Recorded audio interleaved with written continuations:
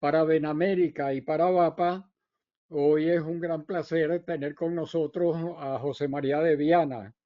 José María de Viana es ingeniero civil de la Universidad Católica Andrés Bello, fue director de planificación de recursos hidráulicos del Ministerio del Ambiente, fue director general del Acueducto Metropolitano de Caracas, es experto hidrólogo de la GTC, que es la Agencia de Cooperación Técnica de Alemania, en el proyecto de fortalecimiento de la red hidrométrica de Venezuela, presidente de Hidrocapital, operadora del acueducto de la región capital, gerente general de telefonía pública de CanTV, vicepresidente de operaciones comerciales de Movilnet, presidente de Movilnet hasta el 2007, asesor de la presidencia de Digitel del 2007 al 2015, coordinador técnico de los servicios públicos del Plan País del 2017 al 2021, vicepresidente de desarrollo de la Universidad Metropolitana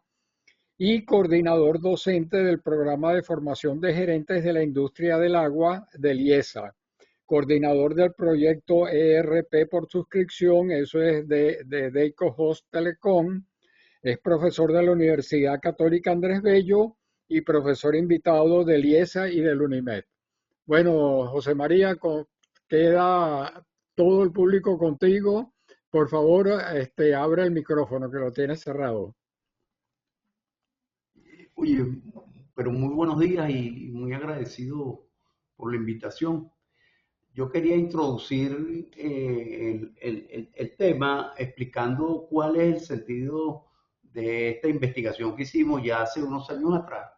Y tiene mucho que ver con que cuando estábamos coordinando el Plan País en Servicios Públicos, la suma de la demanda de construcción de infraestructura generaba números terriblemente importantes.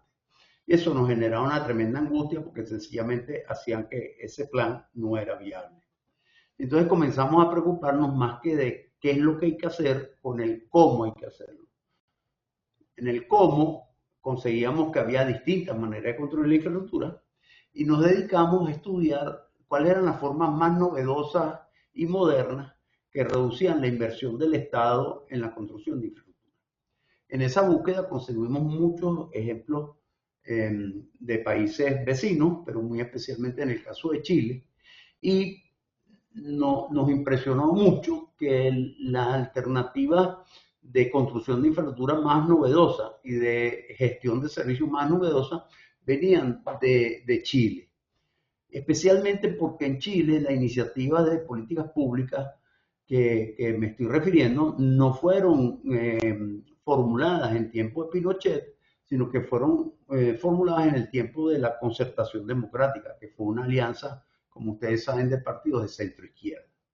Entonces, eso hacía como cortocircuito porque normalmente pensamos que las formas modernas de desarrollar la infraestructura tienen que ver con una posición ideológica y comenzamos a observar que había una posición que era fundamentalmente pragmática en el mundo y que hacía que países que se declaraban francamente de izquierda ideológicamente, sin embargo tenían formas novedosas del manejo de la infraestructura. Eso fue lo que generó esta investigación. Vamos a tratar de resumirla y vamos a tratar de compartir.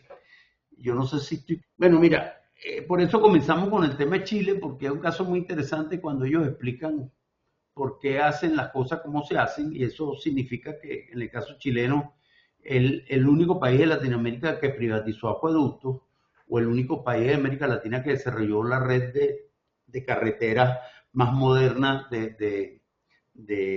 a todo lo largo, y también desarrolló autopistas urbanas dentro, pero que tiene formas muy novedosas de manejo de los servicios públicos. Es el único país de América Latina que trata 100% de las aguas servidas. Y claro, eso es muy bonito decirlo, pero al final eso lo que dice es que en el caso del Gran Santiago, que es manejado por una empresa privada, han logrado que también la contribución del condominio, pues es decir, lo que los chilenos pagan por el agua incluye el tratamiento, entonces son las tarifas más altas de América Latina, ¿no? Entonces, un poco la génesis está cuando la Concertación Democrática gana las elecciones a Pinochet, la gana por un margen pequeño y eso se mantiene en la historia política chilena y hace que ellos tengan claro que uno de los principales problemas para desarrollar un programa modernizador es lograr una presencia en la presidencia de Chile durante muchos años. Y efectivamente logran durante 20 años manejarse siempre con un equilibrio muy estrecho, porque nunca las elecciones chilenas son se ganan de forma apabullante, pero que empezando por Patricio Aylwin, después Eduardo Frei, después Ricardo Lagos y después Michelle Bachelet en su primer gobierno, completan una gestión que es parte de un programa político en el cual ellos explican que, bueno, que de la experiencia de la Unidad Popular ocurrida 16 años antes, había como una revisión de que la forma de dar equidad social estaba en adoptar formas modernas de gobierno. Al final hay un cambio importante que hace que este gobierno en el cual están incluidos, por ejemplo, el Partido Socialista, que era un partido muy importante de la Unidad Popular, tiene una forma de conducirse de manera moderna. Y comienza a aparecer un poco lo que yo decía de el ejercicio político pragmático. ¿Sí? ¿Qué significa eso? Bueno, que el tema de la forma moderna de manejar el Estado, manejar la infraestructura, no es un problema ideológico, sino que es un problema de gerencia y de cómo hacer que las cosas sean más eficientes. La pobreza se reduce es con más puestos de trabajo y por lo tanto está asociado con un tema de crecimiento económico. Las nuevas empresas de productos, servicios, capital, tecnología y conocimiento son las que generan empleos de calidad, pero el crecimiento económico es el principal objetivo social porque a través del crecimiento económico es como puede generarse recursos para la inversión social. Es decir, una forma muy interesante de plantear el problema porque dicen, mire, sí, la equidad social y la reducción de la pobreza es el principal objetivo de nuestros gobiernos, pero la pobreza se reduce generando riqueza. Y por lo tanto son gobiernos de enorme disciplina fiscal, lo que hace que, por ejemplo, todo el tema de inflación son de los países que en forma más temprana lo controlan de forma admirable. ¿Y la equidad cómo se consigue? Bueno, mire, ellos consiguen un crecimiento económico que a mí es altísimo, es como cerca del 8% de crecimiento anual, pero sin embargo dicen, aún ese crecimiento que es relativamente alto con respecto a lo que pasa en la mayoría de los países de la región, es de lento efecto. Eso quiere decir que vamos a necesitar tener crecimiento de ese orden durante más de 20 años para conseguir que haya resultados importantes en la reducción de la pobreza, que en el momento del 89 era el 45%. Entonces ellos definen aquí, por eso yo lo pongo, porque ellos dicen, mire, pero sin embargo en los servicios públicos podemos hacer la vanguardia de la equidad social, porque los servicios públicos pueden llegar más rápido y más profundo. Si nosotros necesitamos 20 años para hacer que una persona que vive en una zona humilde tenga una vivienda mejor y tenga un empleo de mejor calidad, sí, vamos a tardar 20 años.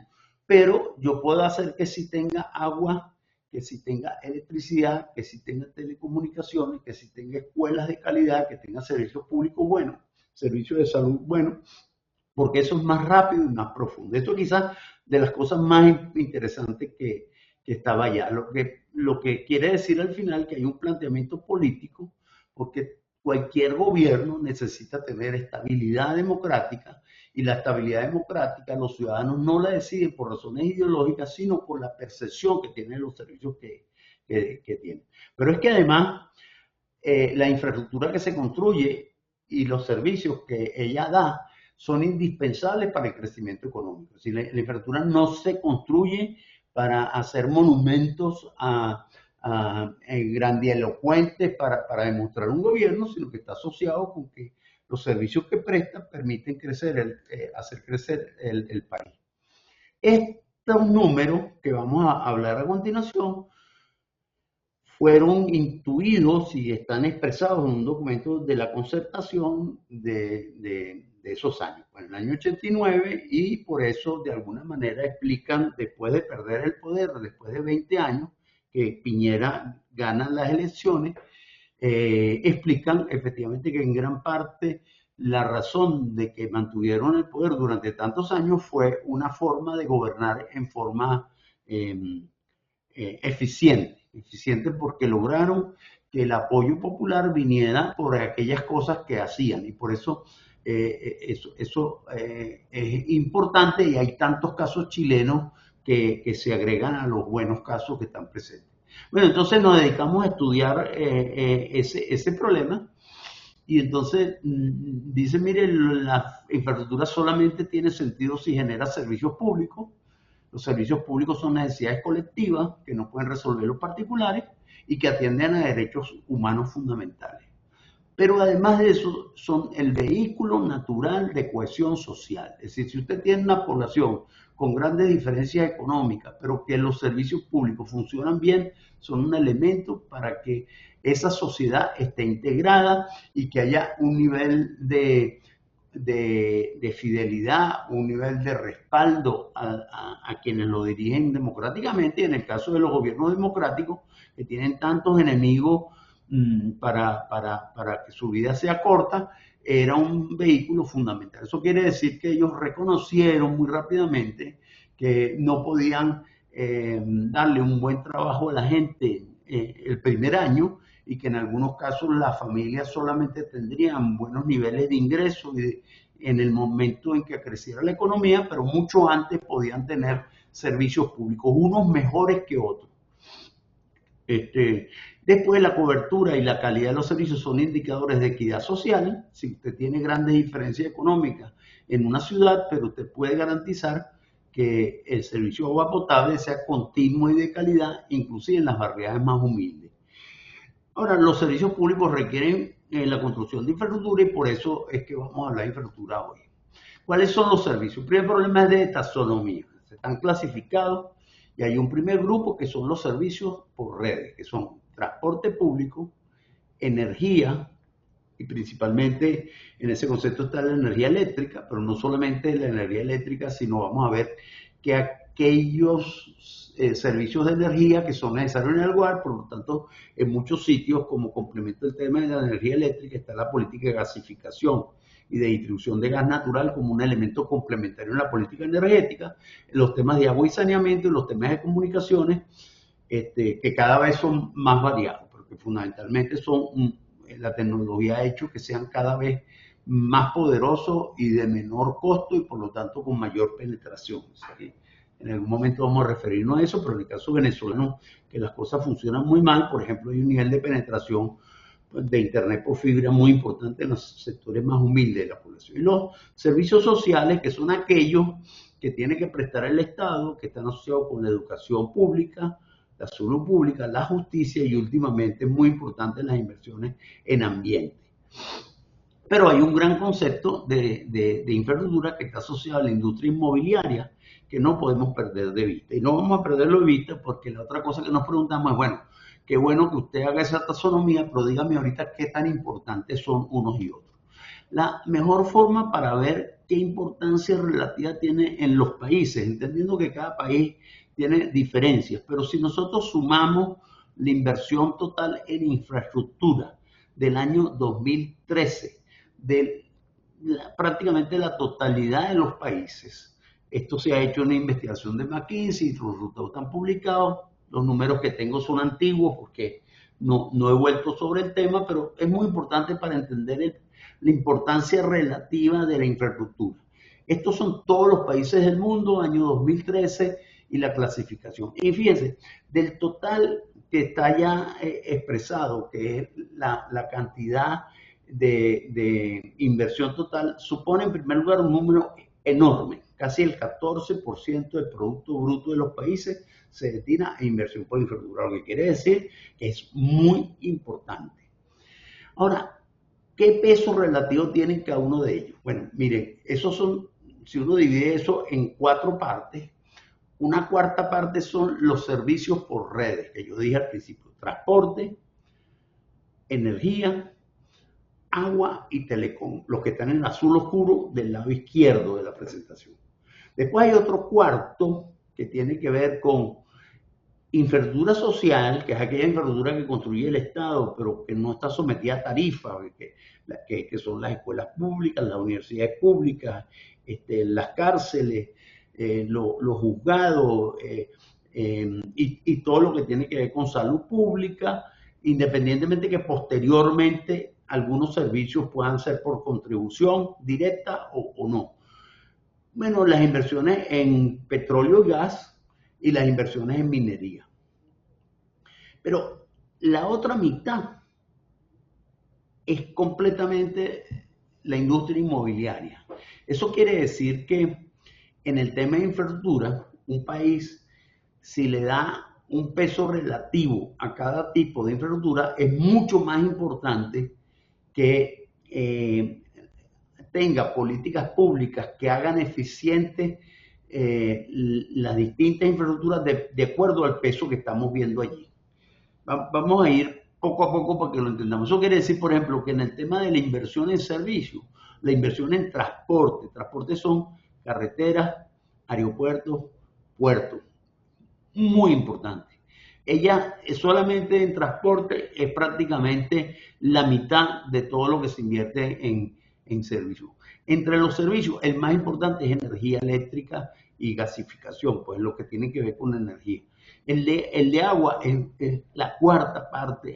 Esos pesos son relativos, solamente para que veamos. Pero mire, muy importante, la industria inmobiliaria, si aquella que construye viviendas y que construye ciudades, es casi la mitad de la infraestructura.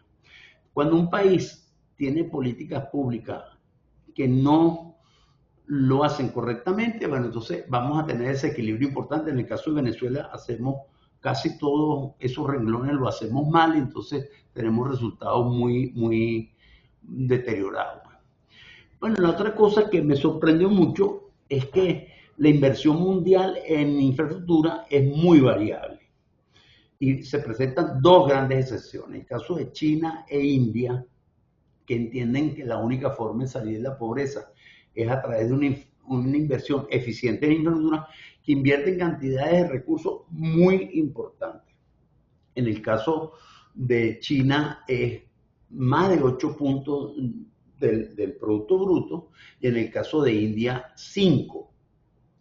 Es muchísimo porque efectivamente la media en Estados Unidos y Canadá es de 2,5, y en Europa también, en Europa Occidental, y justamente son uno de los defectos de la infraestructura en esos países que consideramos avanzados, que son de Europa Occidental y Norteamérica, en donde hay problemas severos de mantenimiento de la infraestructura, no tanto de construcción de nueva infraestructura, que también hay un déficit, pero es muy importante el tema del mantenimiento. Y por supuesto en América Latina, que parte de nuestro retraso y del retraso a crecer en el futuro son los bajos niveles de inversión en infraestructura. Bueno, eso quiere decir que el tema de la infraestructura no es tan fácil, que invertir en infraestructura significa fundamentalmente diferir consumo para invertir en crecimiento económico, en mejorar servicios, y que solamente los países que tienen una disciplina fiscal muy importante, pero con un proyecto de crecimiento económico, son los que se distinguen por la forma como invierten en los servicios. Ahora bien, ¿qué se sabe de las buenas prácticas mundiales? Lo primero es que en los servicios por redes, es decir, eso que tiene que ver con los azules oscuros, que eran transporte, energía eléctrica, agua y telecomunicaciones, en el mundo se han desarrollado modelos de gestión que permitan ser pagados por los usuarios. Es decir, en Chile, la construcción de infraestructura en autopistas, en carreteras, no requiere erogaciones directas del Estado, porque el Estado ha desarrollado una serie de políticas que hacen que los servicios de autopistas y de carreteras sean pagados por los usuarios. La segunda cosa, en el mundo la infraestructura social es totalmente pagada por el Estado, aunque después en la operación los usuarios puedan participar en ella. Eso quiere decir que, por supuesto, que usted no va a cobrarle a los presos por estar en la cárcel, pero usted busca mecanismos que hagan que ese costo sea financiado. La construcción de inmuebles, concretamente en el tema de los planes de vivienda, en Chile hay una gran importancia.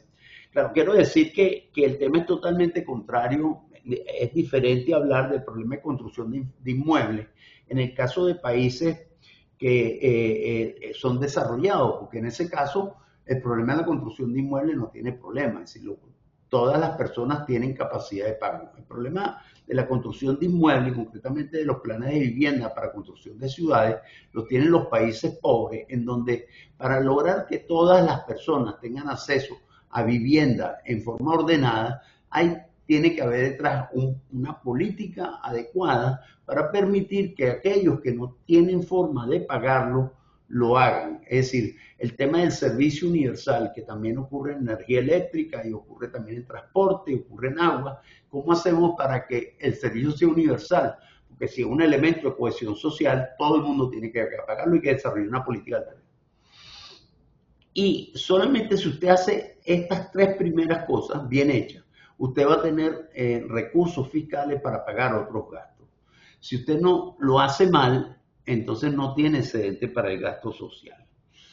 Entonces, eso significa, bueno, la otra cosa es que hay unas personas que piensan que todo el problema se resuelve privatizando, y lo que pasa es que aún en los modelos de alta, precisamente en los modelos de alta participación privada, es necesario tener un Estado inteligente y competente.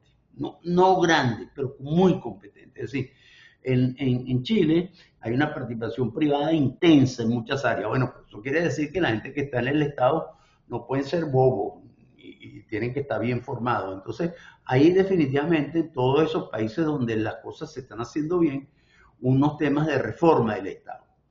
¿Qué habla de qué? Bueno, habla de reglas de gobierno corporativo, es decir, así como había gobierno en las grandes empresas que ustedes trabajaron, que eran empresas corporativas privadas, pues también hay unas reglas corporativas para los estados modernos. Después hay un problema de descentralización. Los estados a nivel mundial han tenido que descentralizar la gestión, porque la gestión moderna es una gestión de las ciudades y no del gobierno federal.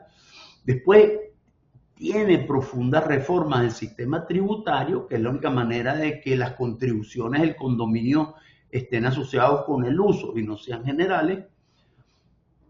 Hay un tema de aplicación de mejores prácticas, es decir, en el mundo moderno conocemos bien los experimentos de políticas públicas que están ocurriendo en otros sitios, por lo tanto hay formas de imitarlo y aprender de ello.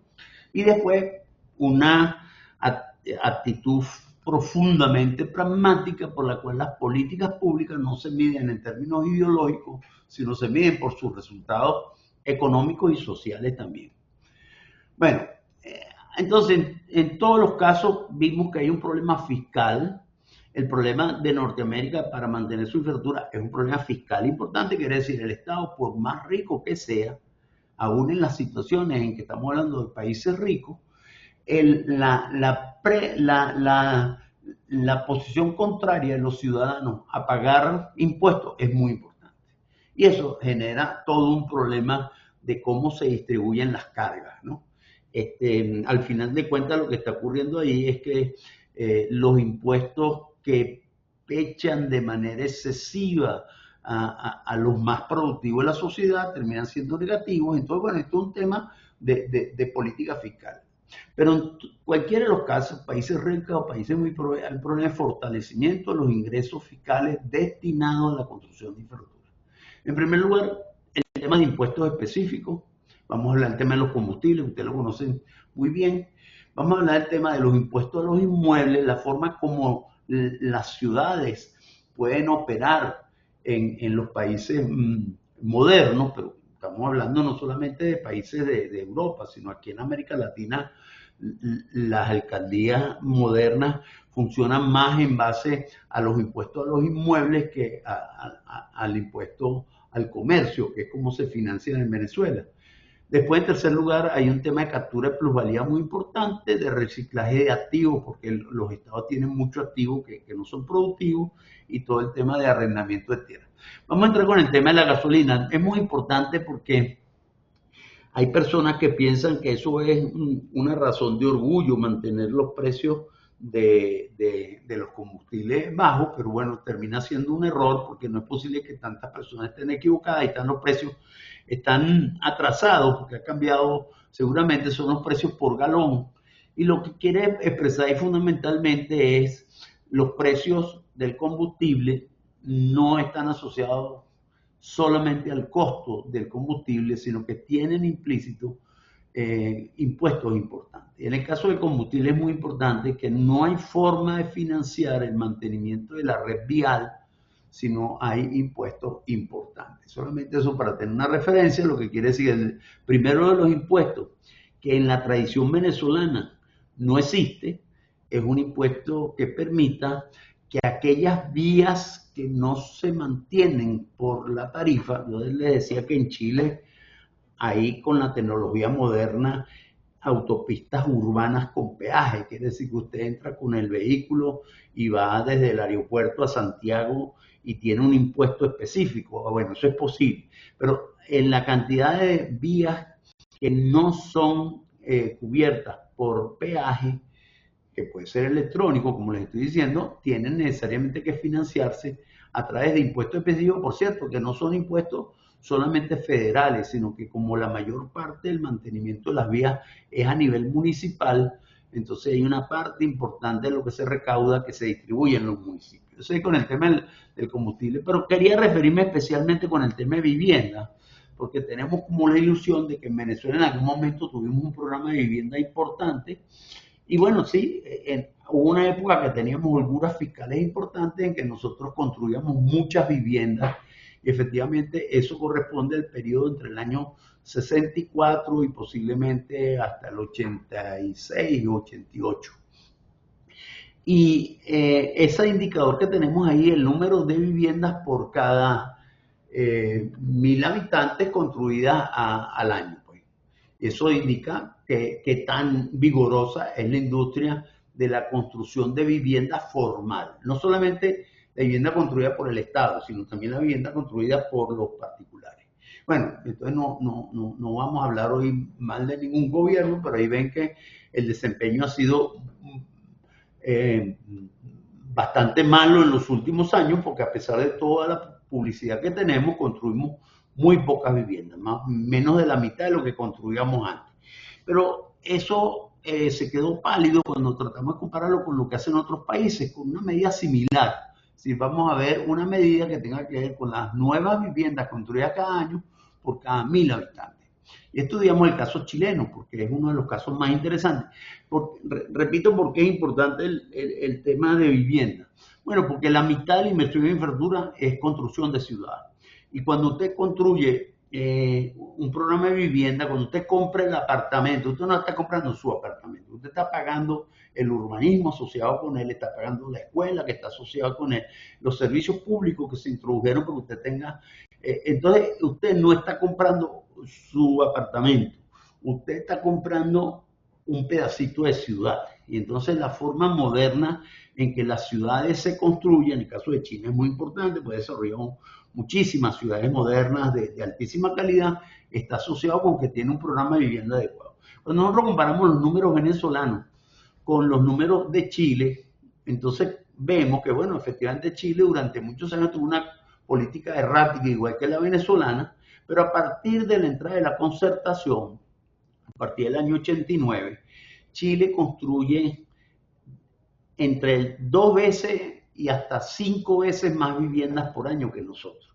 ¿Qué quiere decir eso? Bueno, que hay una forma en un país más pobre que nosotros durante muchos años de hacer más vivienda con el mismo dinero. Es decir, hay unas formas de hacerlo y unas formas en que rinden más los recursos y otros en que rinde menos. Entonces, efectivamente, el caso de vivienda chileno está documentado, pues nosotros hicimos una investigación con respecto a eso, pero quiere decir que es muy importante. No, el problema no es solamente que le dieron vivienda formal a más chilenos y lo que hace que usted hoy en día va a Santiago de Chile es muy difícil conseguir los pueblos jóvenes o las comunas o las barriadas o las favelas que te consiguen en otras ciudades latinoamericanas, pues ellos tienen ya muchos años con una política de vivienda que han ido además mejorando en el tiempo, que fundamentalmente está basada en un sistema que permite que se construyan más viviendas de forma más eficiente y que la mayor parte de la contribución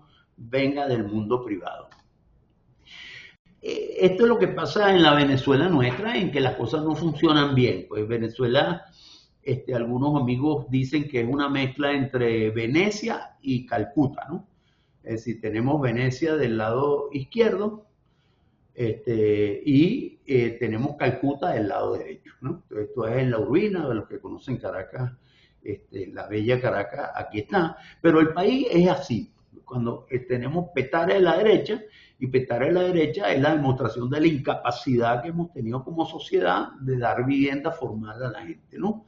Y del lado izquierdo tenemos la vivienda formal. Pero del lado derecho, el que tengamos ese desastre urbanístico que está ahí presente, a pesar de que los barrios se van mejorando en el tiempo, que es tremendamente costoso dar servicios, es tremendamente costoso dar educación, es tremendamente costoso dar servicios de salud, porque eso está funcionando mal. Entonces, efectivamente, cuando un país es malo en sus políticas de construcción de vivienda, ocurre esto, lo cual hace que es prácticamente imposible o tiene costos muy importantes modernizar esos barrios. En el caso de Medellín se han hecho cosas interesantes, pero es mucho menos costoso comenzar construyendo bien las barriadas. Como yo les comentaba que en Chile no había barriadas de ese tipo, no es porque no la hubo nunca, sino que efectivamente cuando usted tiene un programa de vivienda muy eficiente, la industria formal termina construyendo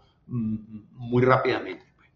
Bueno, nada, entonces las empresas de servicios son muy importantes, entonces es muy importante que la energía eléctrica funcione en forma moderna, que las telecomunicaciones también, que el agua de la misma manera, porque si no, usted genera esa economía muy importante para el crecimiento económico, pero además termina la gente teniendo servicios muy malos y tarifas muy altas. Bueno, la otra cosa es el tema de descentralización. Venezuela, que es un país muy urbano, ahí presento yo las 20 ciudades más importantes. En las formas modernas, gran parte de la inversión de infraestructura se hace a nivel de las ciudades. Por lo tanto, todo el tema de fortalecimiento, tanto de los municipios como los estados, es un tema crucial. Así que el 70% de la infraestructura se debería ejecutar a nivel de los estados y los municipios y no del gobierno federal. Pero que quiero solamente presentar algunos casos interesantes, que son casos de éxito para tener una referencia. En Colombia y concretamente en Medellín hay una tradición que es muy contraria a los procesos de privatización. Eso hace que los servicios públicos de la ciudad son manejadas por una empresa que además se llama Empresas Públicas de Medellín, la EPM, y es una propiedad, es de propiedad municipal. Eso quiere decir además que en el caso colombiano, en que los alcaldes no repiten, es que usted va a tener el dueño de las acciones de las empresas de servicios, es un señor que cambia con relativamente frecuencia, pues no se puede dar un caso continuo. Bueno, solamente destacar con el tema de gobierno corporativo, unas empresas públicas que fueron formadas después de corregir errores. Quiero decir que nunca fueron la excelencia pura, sino más bien también podemos revisar ese caso tuvo mucho que ver el alcalde Fajardo en modernizar la forma de control, pero quiero decir que una empresa pública es una de propiedad municipal que maneja los servicios de agua, electricidad, gas doméstico y telefonía. La telefonía ya no la manejan, pero quiero destacarlo porque es una empresa translatina que está en muchos países de América Latina trabajando en servicios públicos en ciudades humildes, ciudades pobres, y cuando usted hace bien los servicios públicos, el negocio llega a tener una EBITDA importante. Ellos logran tener ingresos anuales de casi 7.000 millones de dólares y tienen una EBITDA de 2.000, lo cual para ese tipo de empresas es muy importante y mucho más en el caso de una empresa pública. En ese caso, Empresas Públicas de Medellín transfiere una parte importante al municipio, y cuando ustedes visitan Medellín, que ven una cantidad de infraestructura importante, tiene mucho que ver con que tiene una empresa de servicios que es exitosa manejando servicios públicos, rompiendo el mito de que, mira, los servicios públicos no son negocios cuando las empresas, cuando las ciudades son pobres. Ellos no tienen ninguna ciudad del primer mundo y tienen importantes EBITDA. El 30% de sus ingresos vienen de operaciones internacionales, quiere decir que están haciendo cosas en Centroamérica, tienen una empresa muy importante desalinizadora en Chile y tienen también algunas inversiones, pero como un tema valioso.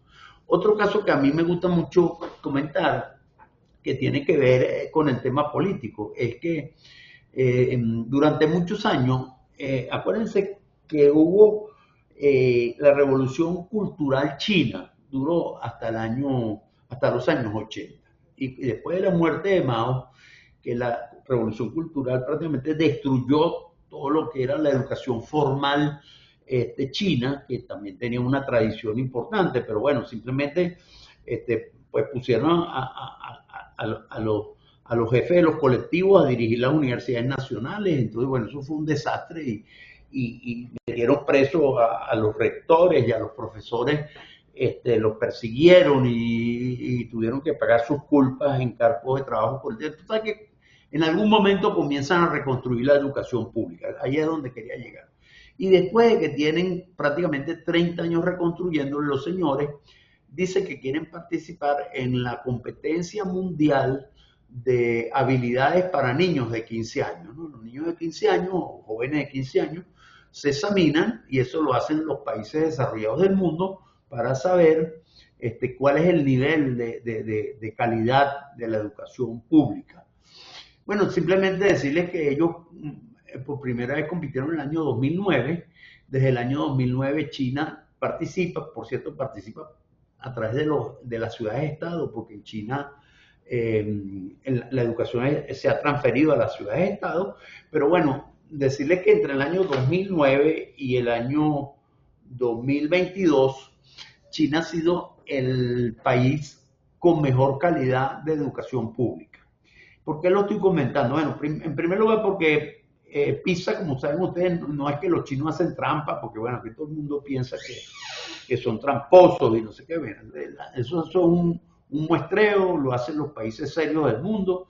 Y entonces lo importante es que cuando China sale de primero en las competencias, aquí están las del 2012, Estados Unidos llega en puesto 26 en las mismas competencias.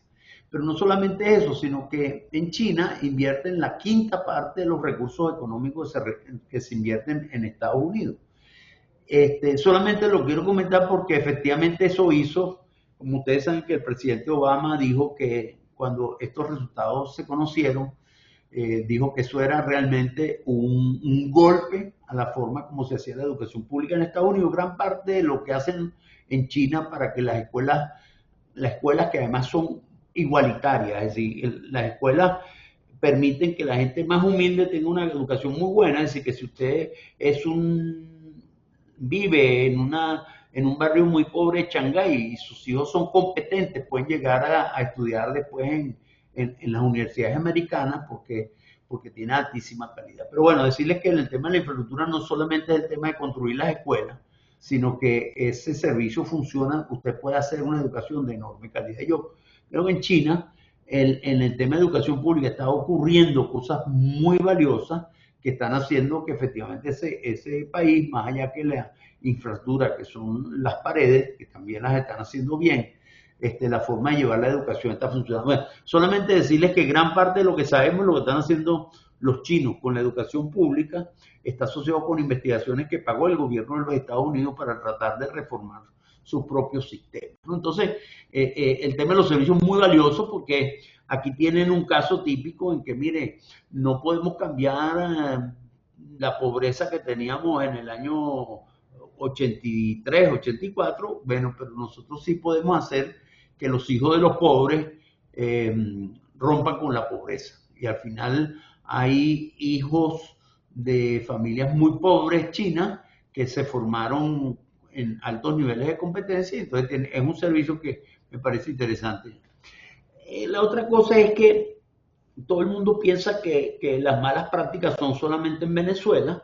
La investigación de McKinsey, que investigó países muy desarrollados, es decir, la inversión en infraestructura en Suiza y en Reino Unido y en España y en Estados Unidos, concluyen de que la inversión de infraestructura es todo un tema y que hay más casos eh, malos que casos buenos. Es decir, sobreprecio, problemas de corrupción, infraestructura que tenía unas grandes apuestas de rendimiento y después no ocurrieron. Entonces ellos concluyen que si las cosas se harían bien en la construcción de infraestructura, se podría conseguir al menos a nivel mundial un 40% de reducción en los costos de infraestructura o si lo quieren ver al revés, pues podríamos tener 40% más con los mismos recursos. Entonces el tema de la infraestructura no es solamente, eso lo quiero citar porque ahorita le voy a presentar unos casos de la Venezuela en los últimos tiempos. Hay gente que puede pensar que es un problema ideológico y que la gente que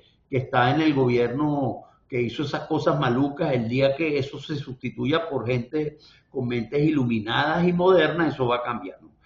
Lo que dice esto es que el problema de infraestructura es muy serio, inclusive en los países modernos tienen que estar en un proceso de mejores prácticas de contratación, mayor transparencia en la cuestión administrativa, mayor visibilidad de los gastos y de los beneficios que hay en infraestructura para evitar elefantes blancos o cosas peores. Y bueno, en McKinsey investigó casos muy interesantes como por ejemplo el túnel de la Mancha o algunas otras cosas que son maravillosas y bueno, terminan siendo gastos de infraestructura o muy excesivos o cuyos beneficios no fueron los mejores. Después algunos ejemplos venezolanos, hoy no vamos a hablar mal de ningún gobierno, pero bueno, aquí tenemos un caso típico. En el año 2007 el gobierno decidió comprar CanTV Movilnet porque ellos lo iban a hacer mejor. Esa fue más o menos la explicación. Y bueno, casi de inmediato se pusieron a inventar el tema de los satélites y ahí fue muy interesante porque en el caso de transición de CanTV nosotros y Movilnet, nosotros pasamos 6 meses juntos con ellos y entonces tuvimos tiempo de interactuar mucho. Nosotros decíamos, mire, no tiene ningún sentido con la tecnología moderna que usted esté buscando comunicaciones a través de satélite. Eso solamente lo utilizamos para zonas aisladas y hay suficiente capacidad de satélite como para arrendarla, pero la forma moderna de transmitir los datos es por fibra y concretamente le hablamos de que con una fracción de lo que se iba a gastar en el primer satélite se podía llevar fibra a todos los rincones del país. Con la tecnología de la época y con la tecnología actual podríamos tener todo el país iluminado con grandes antenas, pero bueno, aquí simplemente decirle que nadie supo muy bien para qué se utilizó esto. En la inversión en el satélite fue como de 240 millones, pero además las estaciones terrenas se invirtieron más de 400 millones, pero el tema es que el satélite ese fue el primero, después se compraron dos más, nadie sabe muy bien para qué. Y bueno, al final nadie las vio, es un acto de fe, yo les pongo aquí el dibujo, pero es un acto de fe porque realmente nadie lo vio y nadie lo usó un poco. Pero entonces lo que quiero decir es que posiblemente durante estos años hemos gastado más de 1.500 millones de dólares en satélites. Después quiero hablar de un acueducto que en algún momento hay que quitarle ese nombre porque Bolívar está muy disgustado con que le hayan puesto el nombre y se refiere a un acueducto que la gente cuando lo cuento creen que yo estoy exagerando, pero no estoy exagerando y simplemente lo pongo para que lo veamos hasta dónde puede llegar la desviación en el costo de la infraestructura.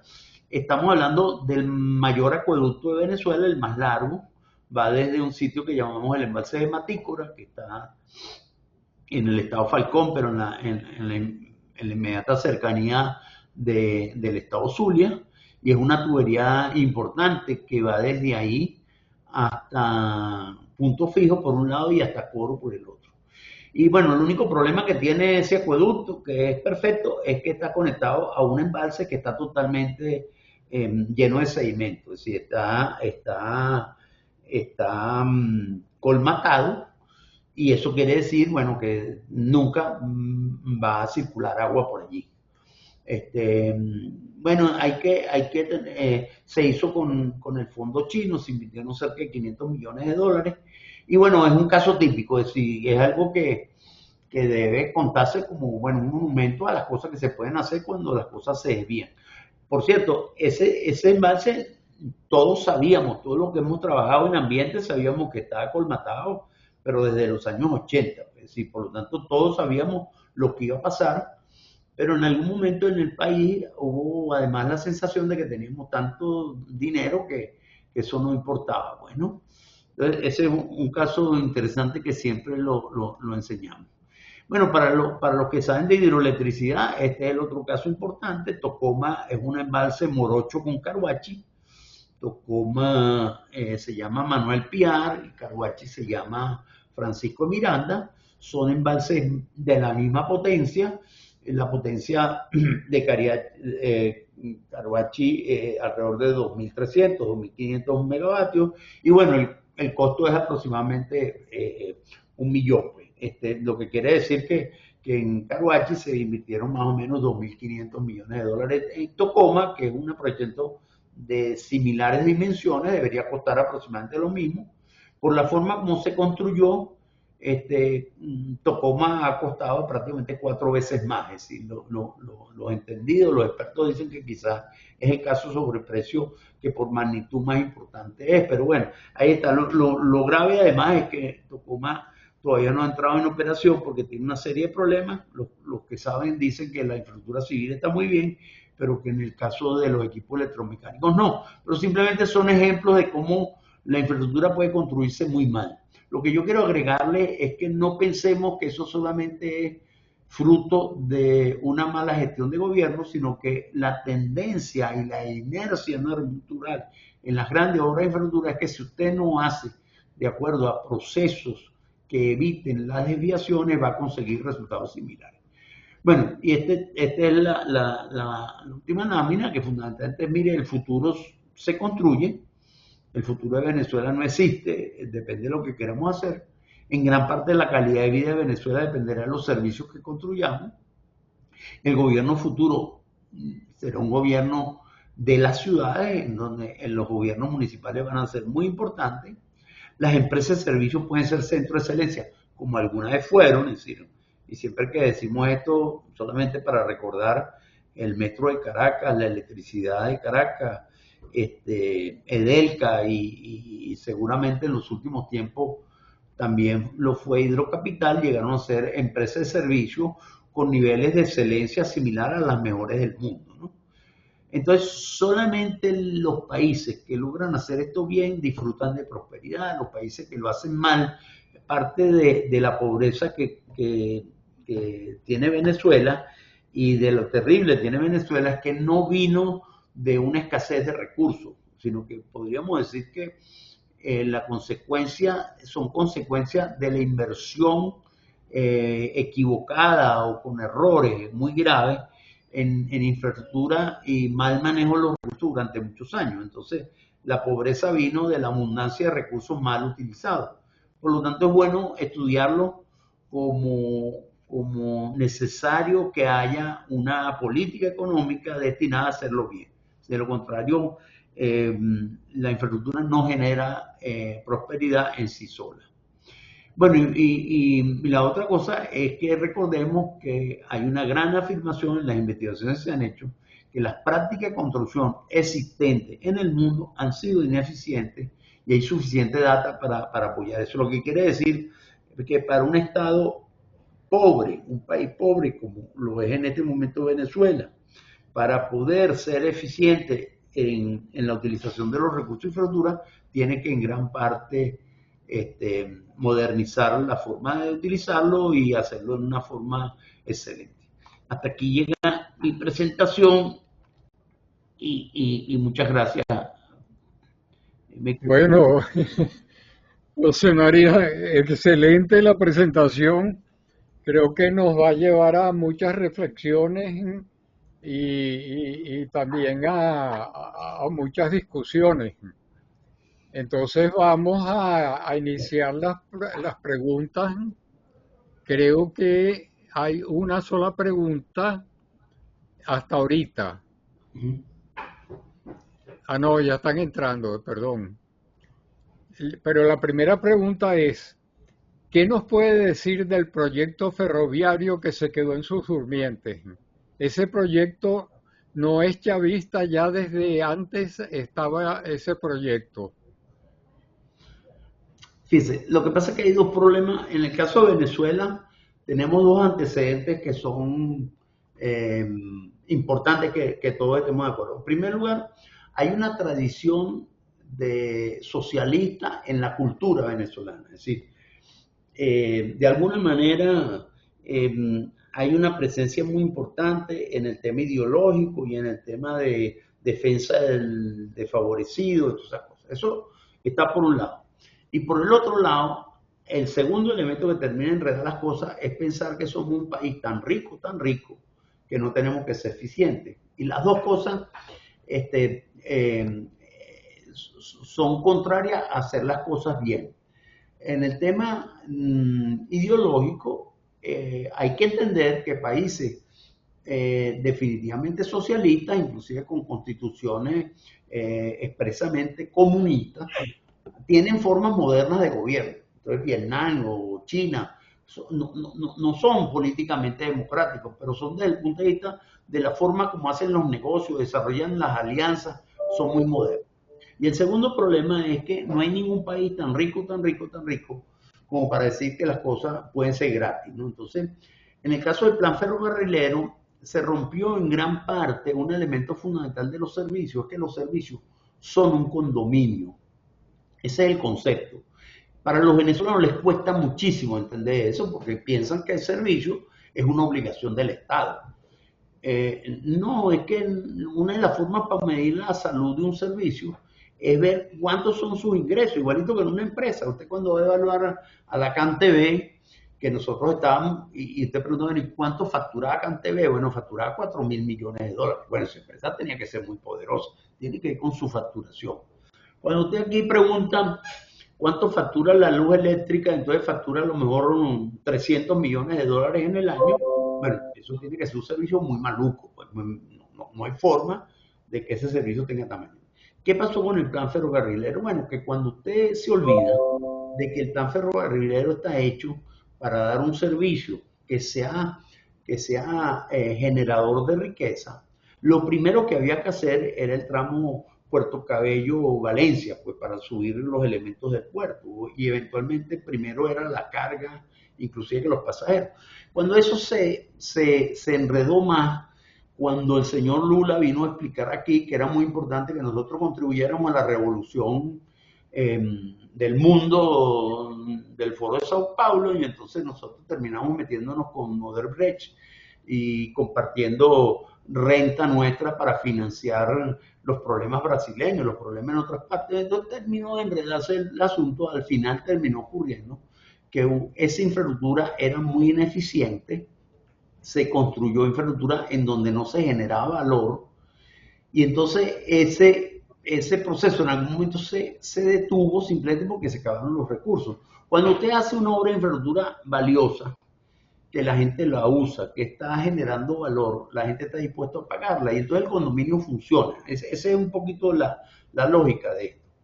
Cuando usted llena el país de obras de infraestructura que no tenían ningún sentido desde el punto de vista de costo-beneficio, y entonces usted no puso foco en lo que tenía que hacer, entonces efectivamente el único tramo ferrocarrilero que está funcionando es el que va del Tuy Medio Caracas porque se venía construyendo desde antes. Todo lo demás son restos de infraestructura, pero que usted consigue restos de infraestructura ferroviaria en los llanos venezolanos, usted dice, eso no tenía ningún sentido. En cambio, en el mismo tiempo, los chilenos desarrollaron prácticamente 4.000 kilómetros de autopistas de última generación que se financian totalmente por el pago de los peajes. Por cierto, con el pago de los peajes, y es muy interesante porque, como yo le dije antes, que no todo el mundo puede pagar lo mismo, entonces tienen mecanismos interesantes de subsidios cruzados, interesantes. Pero lo que quiero decir es que en el caso venezolano hay demasiadas cosas desviadas porque la evaluación económica de los proyectos hizo que nosotros nos metiéramos a hacer cosas que no tenían ningún sentido. Y no tenía ningún sentido desde el punto de vista del pragmatismo económico, pero tenían sentido desde el punto de vista de los objetivos políticos que se pusieron. Y con toda seguridad, claro, nosotros sabemos muy poco de qué hizo la mafia brasileña de constructoras en Venezuela. Sabemos por lo que los brasileños mismos nos han dicho de lo que pasó en los tribunales brasileños, pero al fin lo que ocurrió aquí es que en algún momento empezaron a funcionar unas empresas que no estaban para construir Tocoma. Odebrecht estaba para construir Tocoma, pero además para generar créditos políticos para lo que fuera. Pero bueno, lo que simplemente estamos diciendo, sin mirar para atrás por el retrovisor, sino adelante, decirle, mire, ese problema es más serio de lo que usted piensa. Eso pasa en el Reino Unido, eso pasa en Japón. Lo que pasa es que en esos países donde hay transparencia, los casos se estudian. En el caso venezolano, para nosotros saber lo que pasó nos cuesta mucho porque además la información es opaca. Ese es un poco el tema fundamental. Inclusive eso hizo que servicios que funcionaban bien, yo comenté el caso del metro de Caracas, era a nivel de datos operativos, era de los metros con mejores indicadores mundiales en continuidad, en estabilidad, en belleza, en aprecio del público, en sostenibilidad, en eficiencia en la construcción de infraestructura. Bueno, entonces, eso funcionó muy bien, pero ¿qué pasa? En el año 2000, en el año 99, en agosto del 99, cuando destituyen al presidente Pombella, que era el último presidente meritocrático del metro, esa decisión está asociada con convertir en Odebrecht en el contratista general del metro. Entonces bueno, se enredó todo, porque algo que veníamos haciendo muy bien, en forma muy eficiente, se complicó. Pero bueno, lo que queremos ahí decir, más que entrar en el tema político, es decir, hay muchos peligros en que usted la infraestructura lo haga mal, y si usted lo hace mal, ocurre lo que pasa. Es decir, no estamos conectados con Guarenas-Guatire, la línea 5 no se terminó nunca, el metro terminó siendo un desastre, hoy en día la mitad de los vagones están fuera de servicio, el sistema de trenes españoles no tiene pilotaje automático, bueno, porque entró, dejaron de ser empresas profesionales para convertirse en empresas con otros fines. Sí. Ok. La siguiente. Un asunto que inevitablemente va ligado al desarrollo de la infraestructura mundialmente. No se salva ningún país porque es un fenómeno que va con la naturaleza humana. Es la aparición prácticamente espontánea de la corrupción, ligada normalmente al diseño y ejecución de los proyectos. Así. ¿Qué mecanismos se pueden implementar, no ya para erradicar, sino para minimizar la ocurrencia de tales desvíos que llevan siempre a pérdidas de tamaño variable? Y tú citas en el caso de Odebrecht en cuanto a las escalas gigantescas. Fíjate, efectivamente el tema de la corrupción no es patrimonio de nosotros ni es un problema tropical solamente. Si los casos de corrupción más conocidos inclusive son de gente más refinada que catires de ojos azules, como digo yo, en países más o menos refinados. Y el tema de la corrupción es que al final usted utiliza el poder para que discrecionalmente usted tenga beneficio a eso. Yo creo que ahí hay un camino interesante que ya hemos recorrido nosotros. Ustedes lo saben porque el tema de la corrupción además no es solamente patrimonio de las empresas públicas. El tema de la corrupción ocurre también en las empresas corporativas de capital abierto en donde los accionistas están lejos. Es decir, el tema de la corrupción era una enfermedad que en PDVSA se combatía en las empresas operadoras. Es decir, ¿qué sabemos? Pero hay muchísima investigación. Bueno, lo primero es el tema de la transparencia, Eduardo. Yo creo que es de las cosas más importantes. Mire, porque resulta que un secreto, para que haya secreto, tiene que ser una sola persona que lo sepa. 2 personas ya son mucho. Y si es venezolano, más. Entonces, uno de los temas tiene que ver con la transparencia, que las cosas no sean secretas, mano, no es posible. Los contratos son secretos, las licitaciones están escondidas, los precios no los conoce nadie, las invitaciones son selectivas. Entonces, claro, ese asunto hace que al final la primera regla que yo creo que es importante es, mira, tiene que haber procesos que haga que nadie tenga tanto poder discrecional para controlar los procesos de contratación y los procesos de pago.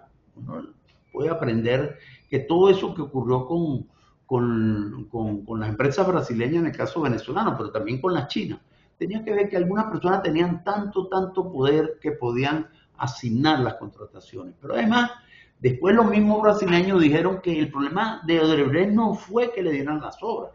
El problema de Odebrecht después era cobrar las obras.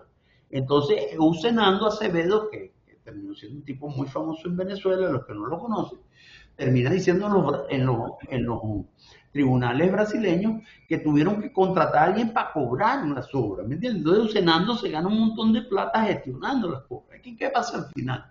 Bueno, que efectivamente el modelo tiene que ser transparente, tienes que reducir la discrecionalidad de las personas, tienes que introducir la competencia, porque cuando hay competencia, tus competidores te ayudan a controlar la corrupción. Y bueno, la otra cosa es que lo primero que tiene que ser transparente son las finanzas de las personas. Y mire, de verdad que una de las cosas más difíciles de tapar, además del tos, es la plata. Y de verdad que tiene que ser alguien de formación capuchina si gana mucho real, especialmente si no es trabajador.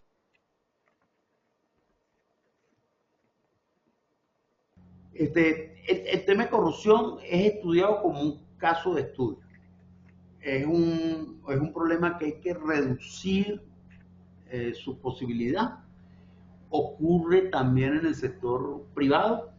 De hecho, gran parte del software de gobierno corporativo no viene de los gobiernos, sino viene de las grandes empresas, pues de WorkCom, de Parmalat, de las grandes empresas privadas que sufrieron problemas de corrupción importantes, así que la gerencia en algún momento se lanzó a hacer las cosas mal hechas, pero gran parte de ese software es el que, por ejemplo, se utiliza en Medellín para hacer que una empresa pública, municipal, sea una empresa de altos niveles de excelencia con bajísimos niveles de problemas de corrupción, ¿no? Pero tiene mucho que ver con transparencia, tiene mucho que ver con procesos competitivos siempre que se puedan y tiene mucho que ver con la calidad de la gerencia. Si la calidad de la gerencia quiere decir que esa gerencia esté movida por los logros y no por el poder, pues fundamentalmente. Pero efectivamente en estos trabajos de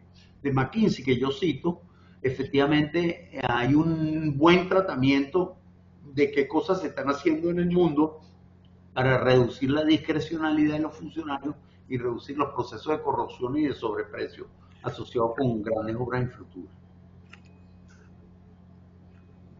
Bueno, la siguiente pregunta es, en los años 40 se desarrollaron soluciones habitacionales vía Banco Obrero.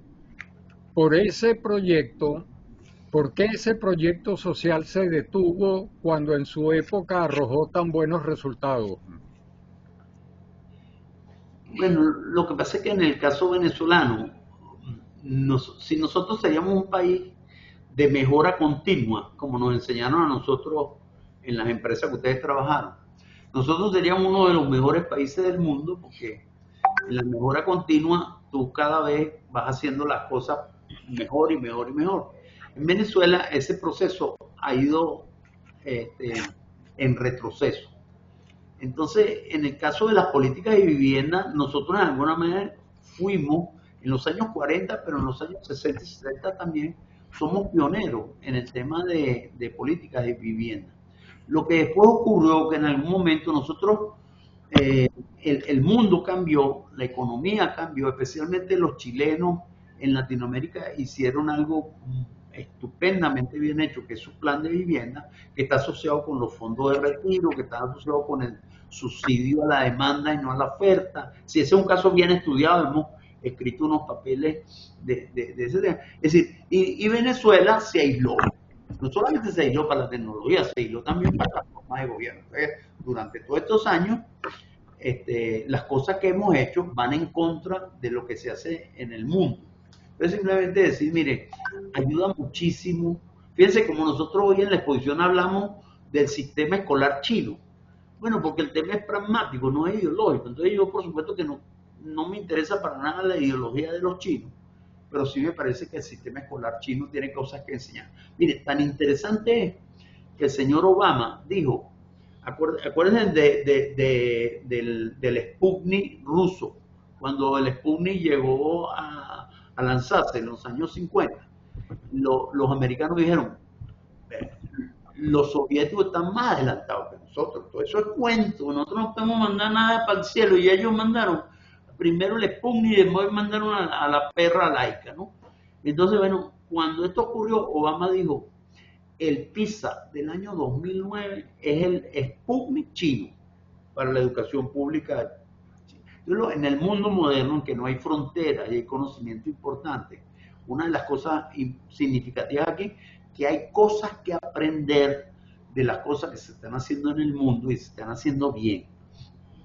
Por ejemplo, el metro de Hong Kong se financia totalmente con las plusvalías que genera, pero está bien escrito, está bien documentado. Si usted quiere, hasta incluso puede hablar con los señores de allá.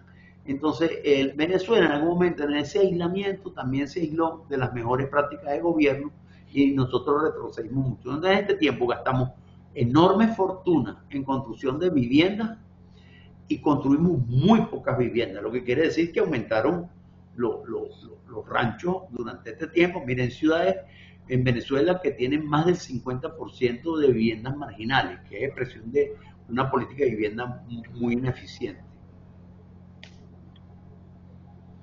Bueno, la siguiente pregunta dice,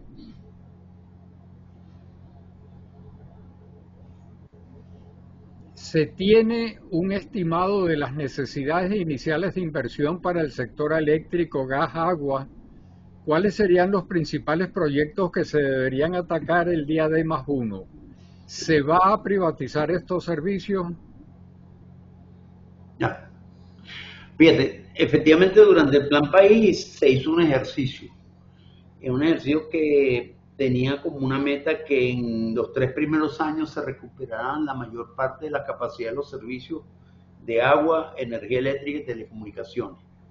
Claro, le dedicamos mucho más al de agua y energía eléctrica, porque en el caso de telecomunicaciones es un sector virtuoso que cuando usted crea las condiciones, el sector privado puede hacer rentable todas las inversiones que se hagan. Pero en el caso de agua potable, las inversiones eran en el orden de los 2.000 millones de dólares y en el caso del sector eléctrico, Alberto estaba conectado ahora, son alrededor de los 20.000. Esos son los números gruesos.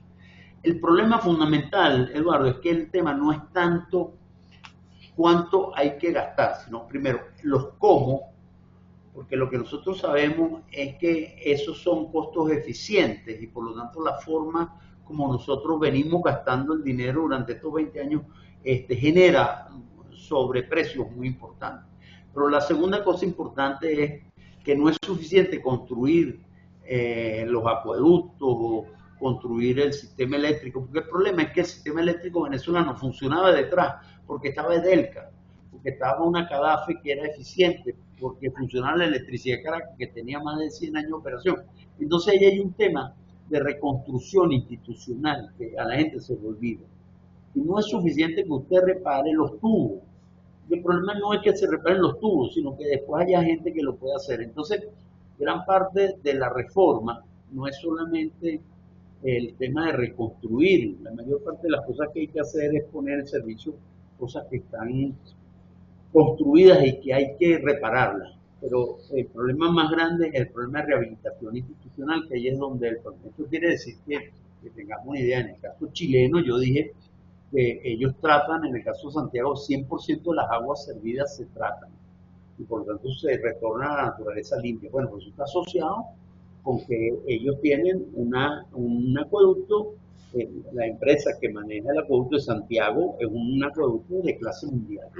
Eso lo han logrado a través de un proceso lento.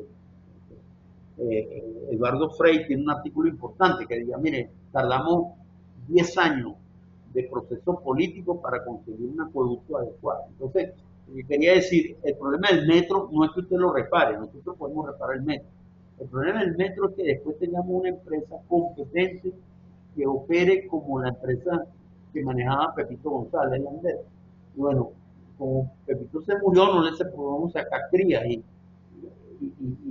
ajá, pero, más complejo que reparar el metro es reconstruir la empresa Metro de Caracas para que funcione bien. Entonces, el reto de reconstrucción humana parece que es muy importante. Pero los números son, en números gruesos, agua, todo el país, 2.000 millones de dólares en 3 años, electricidad alrededor de 20.000 millones de dólares en números, lo cual quiere decir que no son cosas importantes porque cuando usted ve qué pasa si el sistema eléctrico venezolano comienza a facturar costos reales y cómo es que ese sistema no solamente facture costos reales, sino genere valor económico correspondiente.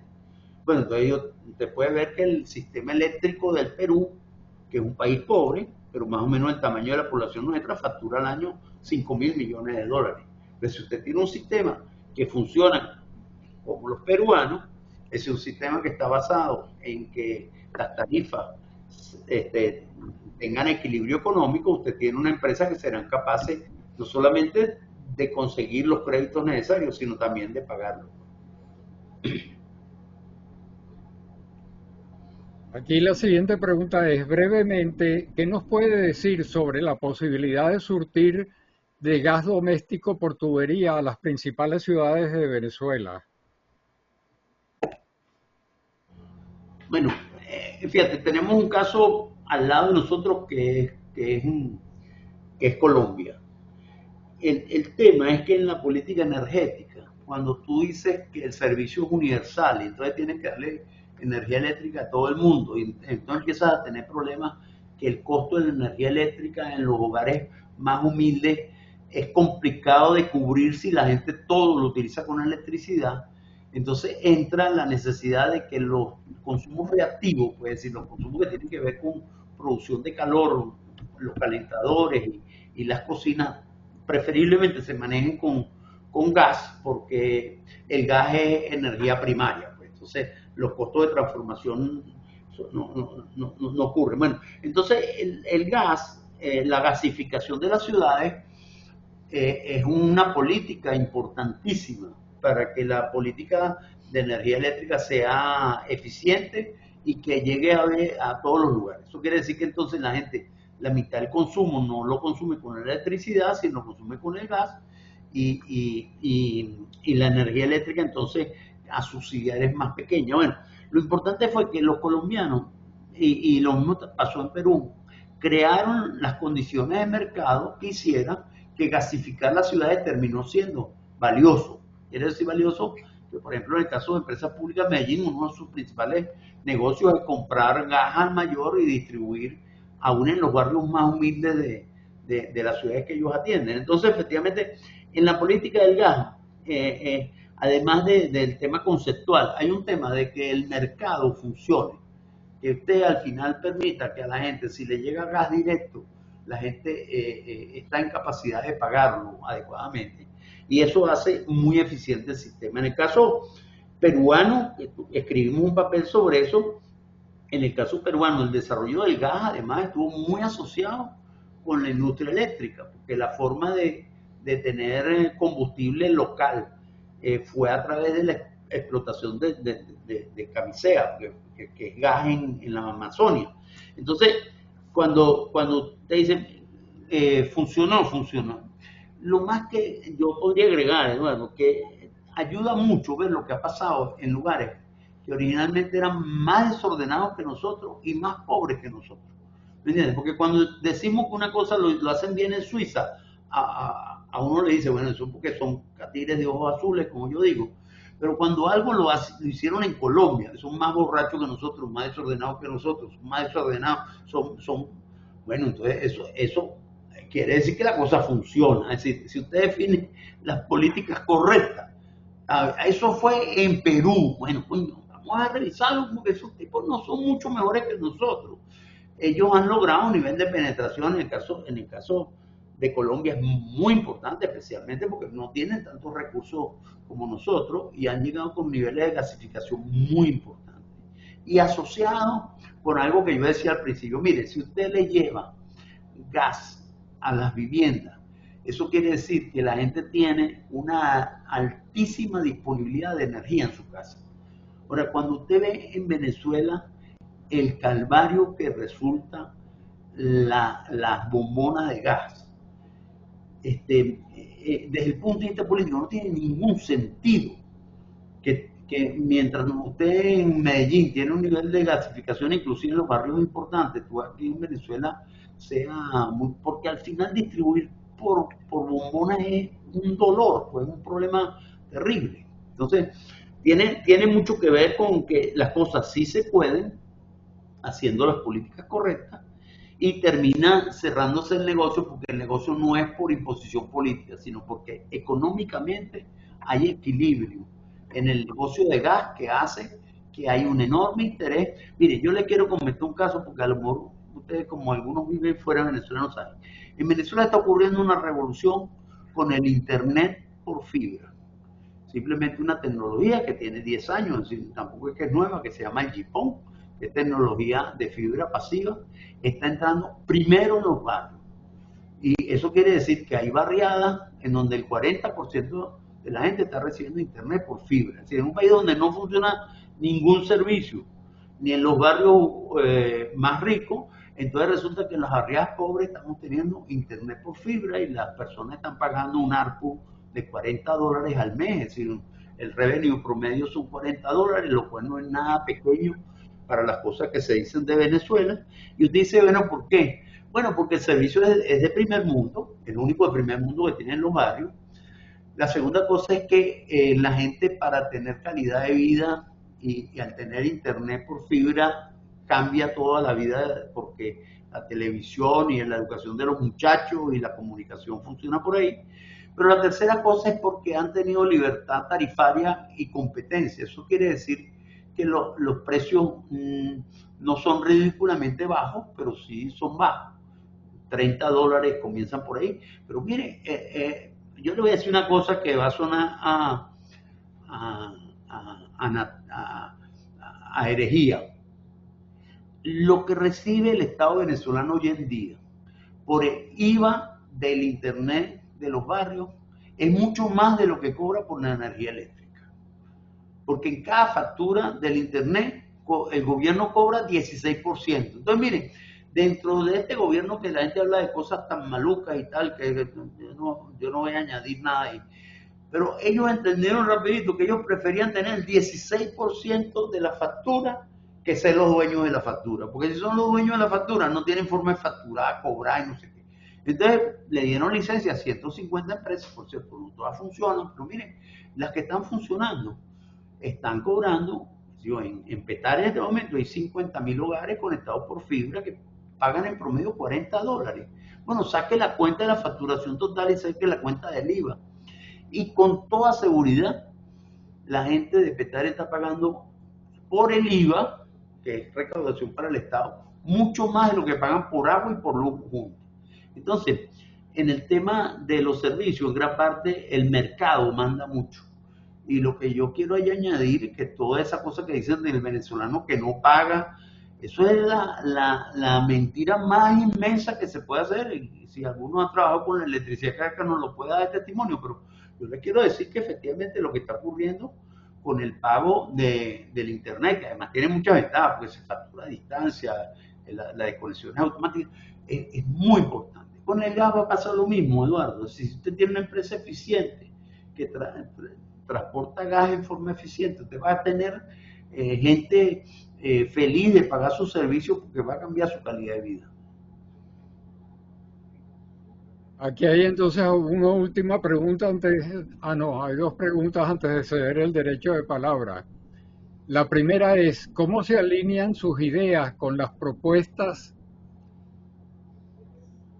del Plan Venezuela Tierra de Gracia y qué piensa sobre ese plan? Oye, de verdad que yo no sé mucho, porque en los últimos tiempos nos hemos convertido muy pragmáticos también y le hemos dedicado menos tiempo a hacer planes de gobierno, esas cosas, porque llegó un momento, nosotros estamos haciendo planes de gobierno, Eduardo, como de hace como 20 años, ¿no? Preparándonos para... Este, yo creo que la gente que está trabajando en esos planes es gente inteligente, gente que pregunta, gente que investiga, pero yo debo decirle que yo no he participado en ese plan, pues a mí no me han preguntado mucho. Lo que pasa es que como yo no me pelo en ninguna ocasión como esta, las cosas que yo pienso y escribo son más o menos públicas, entonces no dudo que alguna influencia tenga. Pues, pero al final yo me he concentrado en un tema que es el tema del servicio público, que me parece crucial, que hay suficiente evidencia para decir que Venezuela, de las cosas más importantes que tiene que hacer es reconstruirlo. Pero bueno, yo tengo que decirle la verdad, yo no, a mí no me han llamado para el plan de Tierra de Gracia, aun cuando tengo muy buenos amigos trabajando en ese plan. Sí. Ahora sí es la última. Venezuela debe convertirse en un país altamente industrializado con miles de puestos de trabajo bien remunerados. Las industrias actuales deben asumir la industrialización 4.0, que representa un avance significativo en la eficiencia, flexibilidad y sostenibilidad de la producción. También debe promover la instalación de nuevas industrias tecnológicas avanzadas que ofrezcan esos miles de puestos de trabajo, que le pongan dinero en su bolsillo a la gente para pagar los servicios básicos entre sus necesidades. ¿Qué piensa de esta estrategia de industrialización en la nueva Venezuela? Fíjese, yo estoy de acuerdo, Eduardo, pero fíjate, los ingenieros tenemos una desviación profesional. A nosotros nos gustan eh, las obras, lo físico, los puentes, ¿me entiendes? La refinería, los tubos, las bombas. Y la ingeniería humana es mucho más complicada. Entonces, yo le quiero decir que yo estoy mucho más preocupado por el tema de educación, por ejemplo, porque veo muy pocos ingenieros preocupados por entender cómo hicieron los chinos en el retraso de la revolución cultural para que en 20 años convirtieran la escuela pública china en una cosa del primer mundo. Porque mire, usted no va a construir empresas de calidad con el rancho que hay establecido hoy en la escuela pública venezolana. Usted tiene que visitar las escuelas públicas venezolanas donde se da clases 2 mañanas a la semana y tiene que conocer los maestros para saber que faltan algo así como 700.000 maestros. Entonces, claro, yo estoy totalmente de acuerdo con lo que nos escriben allá como visión. Lo que pasa es que en el entendido del país, para mí es mucho más complicado reconstruir la escuela pública. Es mucho más complicado. Yo quiero tener médicos de primera calidad, pero tengo que reconstruir la Facultad de Medicina de la Universidad Central. Y ese es un problema de ingeniería, ¿sabes? Es decir, no es un problema de médicos ni es un problema de especialistas en educación. Es decir, la ingeniería que está detrás es muy importante. No, yo solamente decirles, sí, eso se puede hacer, pero para hacer eso tenemos un trabajo inmenso de inversión en capital humano, en que la gente está mejor preparada, que esté mejor informada, que tenga mayores posibilidades de crecimiento profesional, porque la única forma que yo pueda tener empresas del primer mundo y de la cuarta generación revolución industrial es que yo tenga gente muy informada. Entonces, eso es lo que... Bueno, a mí me preguntan, Eduardo, ¿cómo se reparan los sistemas de agua? Yo te decía, eso es más o menos sencillo. ¿Tú sabes lo que es complicado? Volver a construir un hidrocapital con la competencia de la que teníamos hace 20 años, ¿verdad? Donde teníamos 700 profesionales formados, orientados y preparados para hacer las cosas. ¿Okay? Entonces, solamente yo quería transmitirle la inquietud que el tema de la ingeniería humana detrás de la reconstrucción de Venezuela tiene que entrar en el mapa y en la agenda de los ingenieros, porque, bueno, también nosotros somos como somos y ustedes saben que si eso se maneja solamente con el mundo de los humanistas, la cosa no va a funcionar muy bien. Si los problemas que están detrás de hacer educación pública o salud pública en forma correcta tienen mucho que ver con lo que nosotros aprendimos en el arte de la ingeniería. Y bueno, muchas gracias, Eduardo. Ok.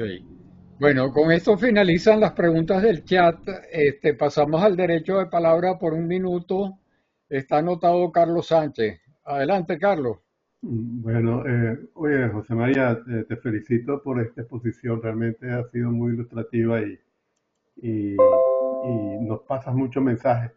Hay una frase que dijiste al comienzo que me impactó, ¿no? Que es que para privatizar se requiere un Estado competente. Hemos hablado muchísimo de privatización en estos webinars.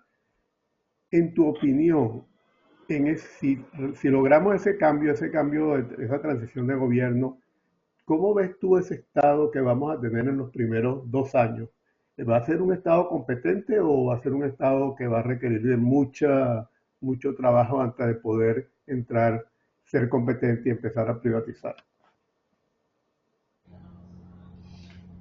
Fíjate, es muy interesante lo que tú dices, porque nosotros estudiamos a través de un convenio de IESA con la AVE, hicimos una publicación de los casos exitosos. Por ejemplo, estudiamos el caso de carreteras en Chile o el caso de la escuela pública de Shanghái.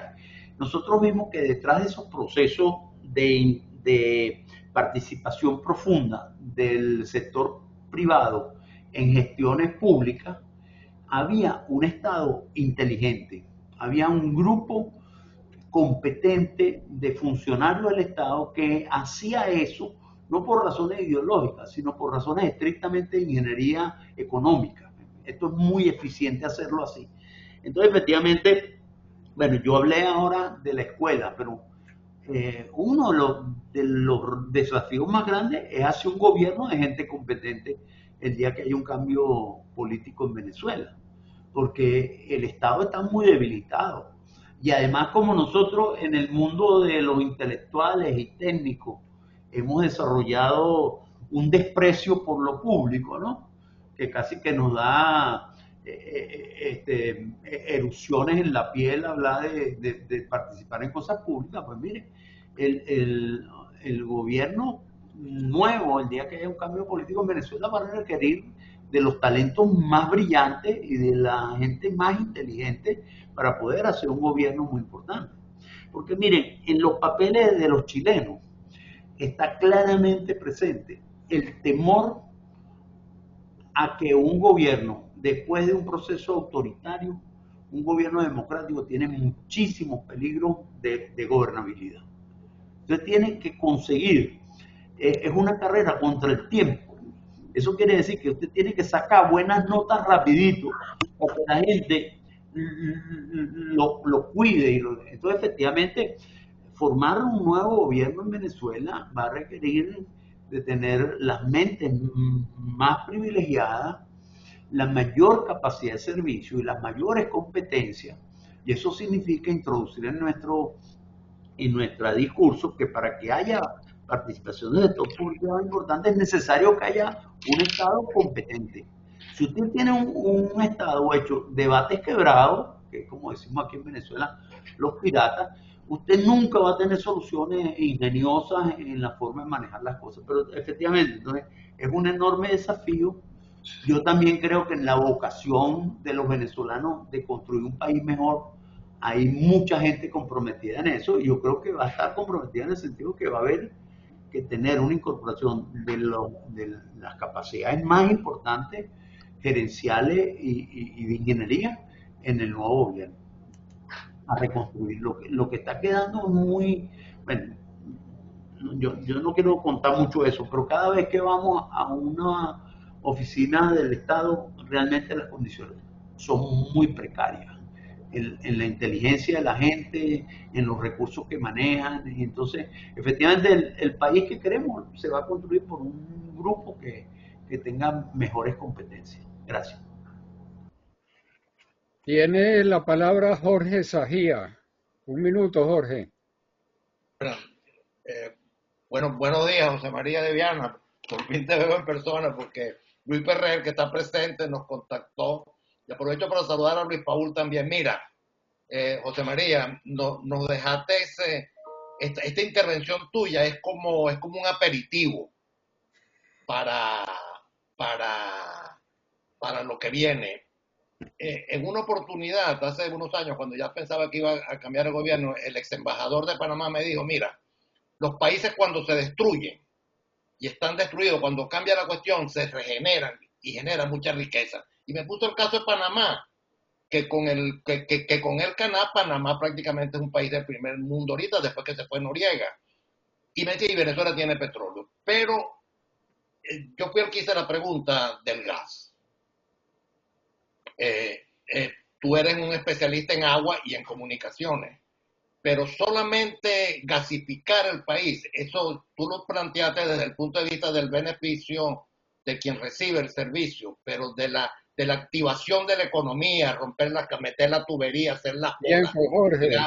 lo mismo la gasificación de los vehículos, y ese es un servicio que la gente pagaría también como la fibra eléctrica, un reactivador de la economía. José María, tienes el micrófono apagado.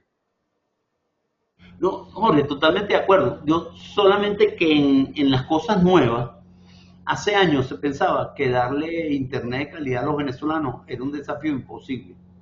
Y fíjate lo que pasó. Fue una política, yo creo que desordenada. Le dieron licencia a 150 empresas. En un país donde normalmente en un país hay 10, 20 empresas, bueno, 150. Y le dieron más o menos libertad de poner tarifas. Oye, vale, el resultado es que es una cosa muy impresionante. Es decir, que hay miles de hogares venezolanos conectados al primer mundo todos los meses. Y entonces, que, claro, lo estoy llamando un poquito en la línea del gas. Si tú creas las condiciones para que las personas puedan utilizar gas en sus hogares y eso genera un proceso que es económicamente viable y que termina ocurriendo. Ahora, por supuesto, no te quiero decir lo que está ocurriendo. Yo dije lo que paga la gente por las tarifas, pero una parte importante de las tarifas está yendo a dar empleo, a dar... Pero efectivamente, el servicio público, si funciona el condominio, funciona el servicio. Ese es más o menos el asunto. Entonces, en el caso del gas, si funciona el condominio, seguro que habrá gas en todos los rincones de Venezuela. Gracias. Ok, tiene la palabra Luis Paul. Luis, tienes el micrófono apagado. Apagado. Hola, buenos días, José María, encantado de verte. Estupenda tu presentación. De verdad que yo creo que has dado en el clavo en todo lo que has dicho. Y bueno, saludos a Jorge también. Aquí es donde empieza mi minuto, Eduardo, ¿viste? Dale, pues. Mira, yo siento que uno de los problemas que tenemos es que todo lo que dice José María tiene mucho sentido, pero ¿cómo generamos el impulso inicial para poder acometer todas esas cosas, ¿no? Evidentemente que seguimos contando con la industria petrolera y eso de verdad pudiera eventualmente ser de rápida activación, aun cuando pues eso toma su tiempo y no vamos a tener resultados inmediatos, ¿no? Pero yo creo que nosotros tenemos que orientar un poco los esfuerzos hacia los servicios. Por ejemplo, aquí no se habla nunca de todo lo que tiene que ver con turismo. El turismo para nosotros es algo completamente marginal.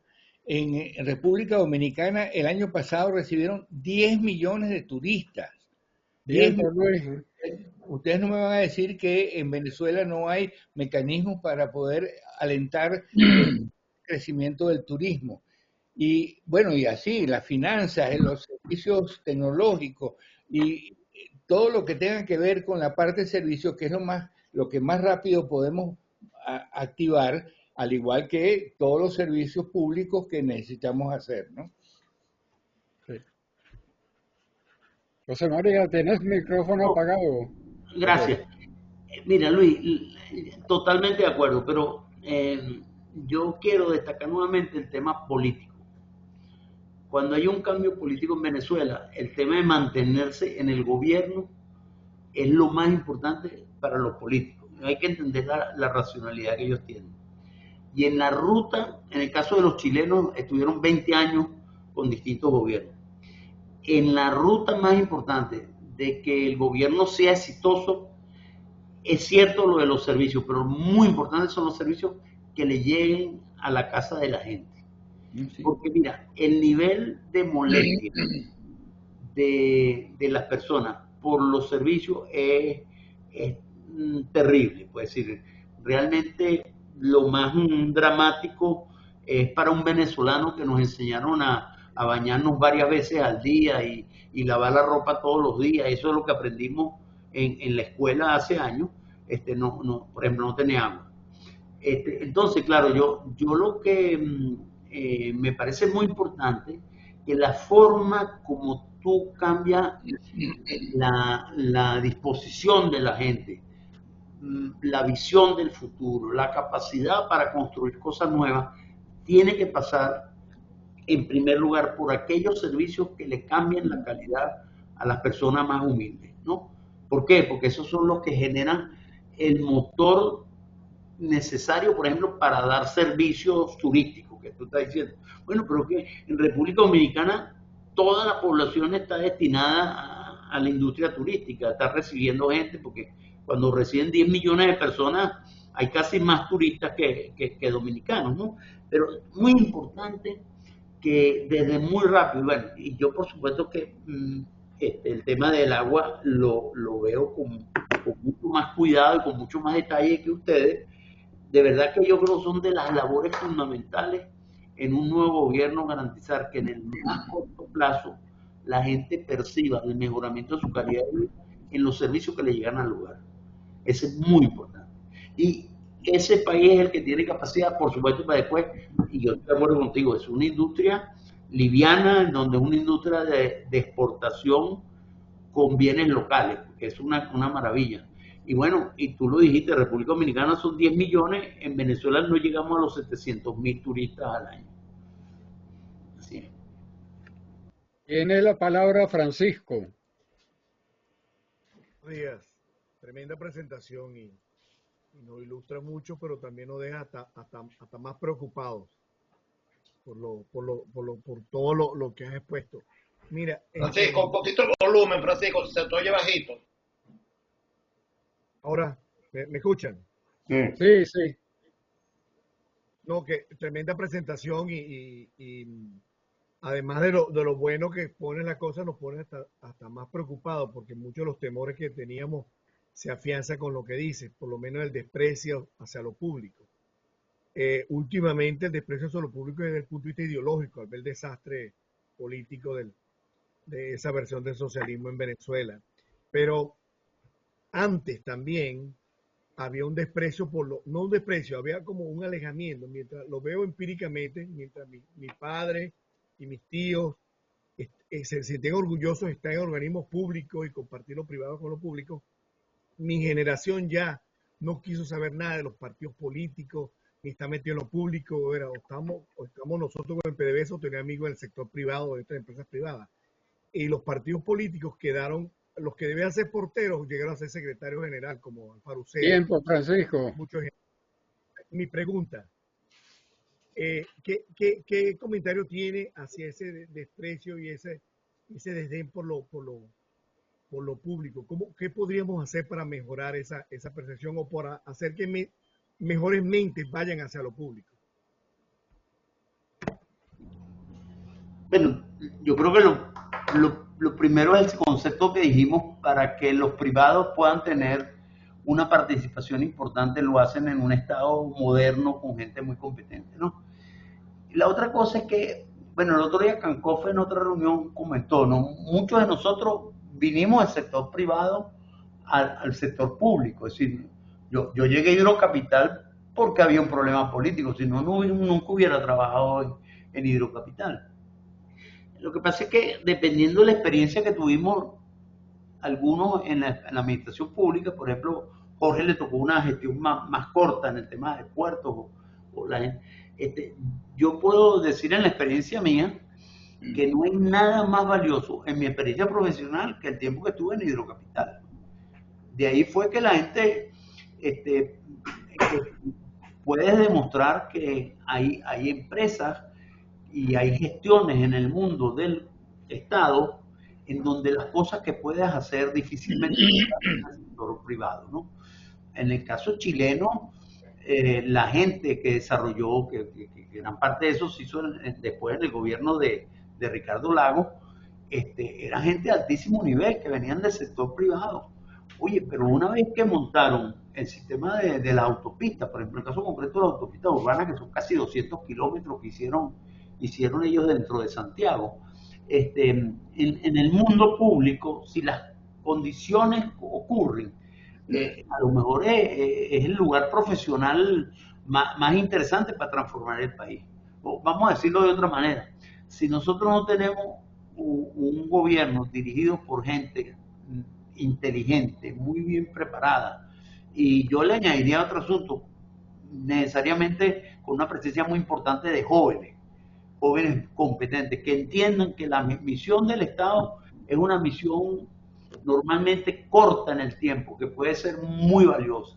Y yo creo que hay que hacer un esfuerzo en darle mucho valor a la gestión pública, que tiene un enorme, pero tenemos un pasivo importante, porque durante estos años estar en el gobierno no fue ninguna virtud, ¿no? Coño, yo no recuerdo ni los ministros, ¿no? Pero yo sí quiero decir que en algún momento la gestión de González Lander o la gestión de Efraín Carrera o la gestión de gente, Pepito González Lander, dijimos antes, es muy difícil haber tenido esa historia en la empresa privada. En el caso de Efraín, ¿no? En el caso, pues, sin duda alguna, ¿no?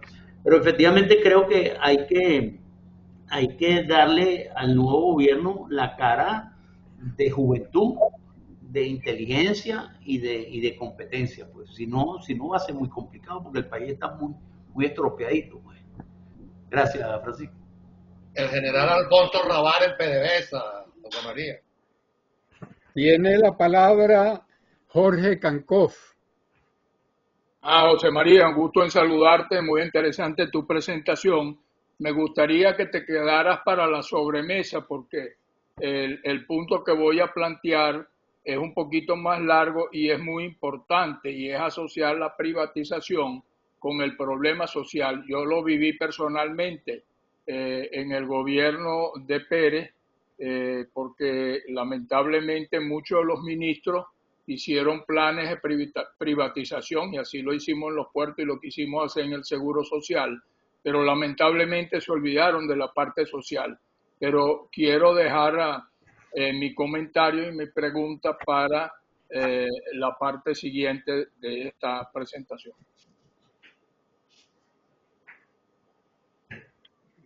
Gracias, Jorge. Tiene la palabra Luis Paul. Sí, José María, yo no estaba poniendo los servicios por delante de los servicios públicos, porque evidentemente que para hacer turismo hace falta servicios, si no, no vas a poder hacerlo y hacerlo bien. Lo que estoy es tratando de ver cuáles son los elementos económicos que pueden ayudar a restablecer la actividad económica del país. Y por supuesto está la ganadería y la agricultura que necesariamente debemos seguir haciendo y mejorarla. Está la parte petrolera que sin duda alguna nos puede ayudar y así pues hay una serie de factores que pueden ayudar a la actividad económica necesaria para generar la riqueza necesaria para hacer todo lo que tú estás proponiendo, ¿no?